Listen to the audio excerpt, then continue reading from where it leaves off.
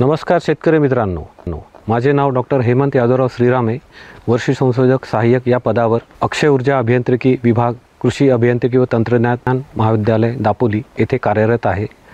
आज आपण कांडी कोळसा तंत्रज्ञान याबद्दल माहिती बघूया। आपणास हा व्हिडिओ आवडल्यास यूट्यूब चॅनलला तसेच फेसबुक चॅनलला लाईक करा, सबस्क्राईब करा व शेअर करा।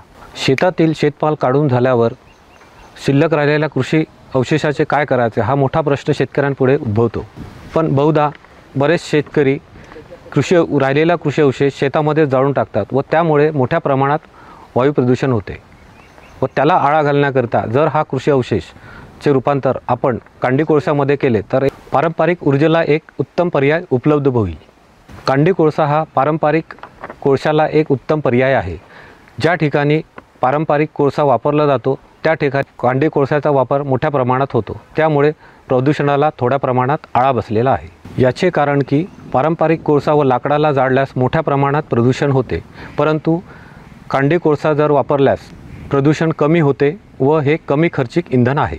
कांडी कोळशाची निर्मिती शेती अवशेष जसे की गवत, पालापाचोळा, सोयाबीन, शेंगदाण्याची टरफले, शेतमाल काढून झाल्यावर शिल्लक राहिलेला कृषी अवशेष व जंगलातील सुकी पाने इत्यादी वापरून कांडी कोळसा तयार केला जातो। प्लास्टिक सोडून इतर सर्व जैव इंधन जे जाळल्या जाऊ शकतात अशा सर्व जैव इंधनाचा वापर कांडी कोळसा करता येतो। विद्युत शक्तीवर आधारित कांडी कोळसा तयार करण्याचे विविध मशीन्स जसे की स्क्रू प्रेस कांडी कोळसा मशीन, पिस्टन प्रेस कांडी कोळसा मशीन बाजारात उपलब्ध आहे।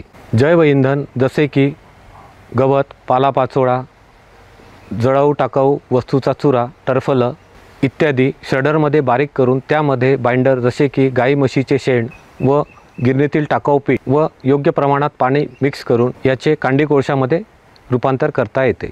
कांडी कोळसा मशिनीद्वारे सरळ, गोलाकार किंवा चौकोनी आकाराचा कांडी कोळसा आपल्याला तयार करता येतो। या तयार कांडी कोळशाला 1 ते 2 दिवस चांगले ऊन दिल्यास आपल्याला उत्तम प्रतीचा कांडी कोळसा तयार करता येतो। जैव कांडी कोळशाचा वापर ऊर्जा निर्मितीसाठी केला जाऊ शकतो, तसेच जैव कांडी कोळशाचा वापर हॉटेल्स, कारखाने, बॉयलर्स इत्यादी ठिकाणी मोठ्या प्रमाणात होतो।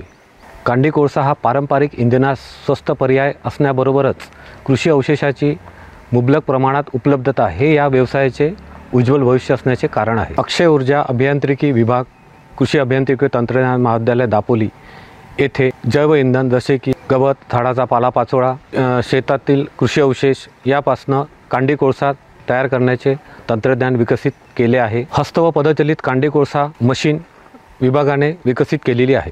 हस्त व पदचलित कांडी कोळसा मशीन मनुष्याच्या शक्तीने चालवले जाते। या मशिनीमध्ये हाताच्या व पायाच्या साहाय्याने इंधनवडी बनवल्या जाते।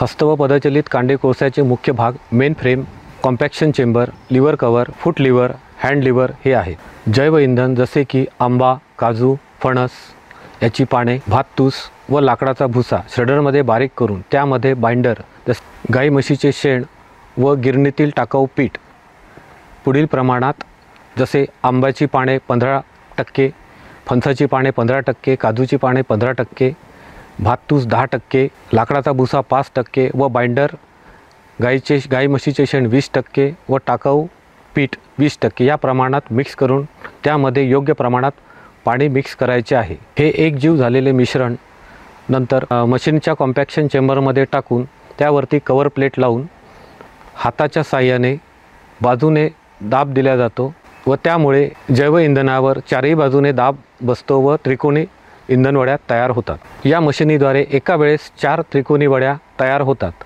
व तयार झालेल्या इंधन वड्या 1 ते 2 दिवस चांगल्या सूर्यप्रकाशात जर वाळवली तर एक उत्तम प्रकारचा कांडी कोळसा वड्या तयार होतात। हस्त व पदचलित कांडी कोळसा यंत्राद्वारे आपल्याला प्रति तास साधारणतः 150 इंधन वड्या तयार करता येतात।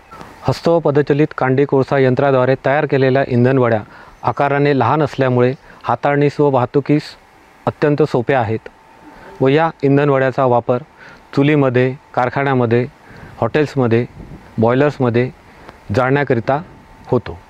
आपणास हा व्हिडिओ आवडल्यास यूट्यूब चॅनलला तसेच फेसबुक चॅनलला लाईक करा, सबस्क्राईब करा व शेअर करा।